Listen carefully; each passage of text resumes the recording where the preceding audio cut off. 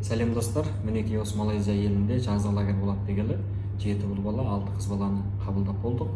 Енді қазір тізімделетін болсаңыздар, тек 13 жастан жоғары паспорты бар балаларды ғана қабылдаймыз. Паспорт жоқ болатын болса үлгермейді. Себебі 6 айдың бір күні, яғни 3 күннен кейін тізімделу аяқтайды.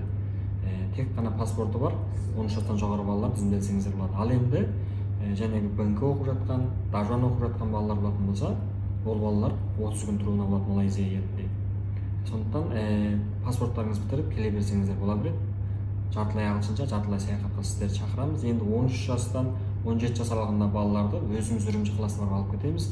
7 айдың 10 күні басталады, 8 айдың 1 күні аяқтайды. Жалпы 15 күннен тұратын ағылшын сабағы, 6 күннен тұратын саяхат. Осыған сіздерді шақырамыз. Біздің үн-хат нөміріміз болса JB24, болмаса бас сурет тастаңыздар. Телефон нөмірді сол арқылы үн-хат қоса аласыздар. Сіздерді Малайзия елінде күтетін боламыз.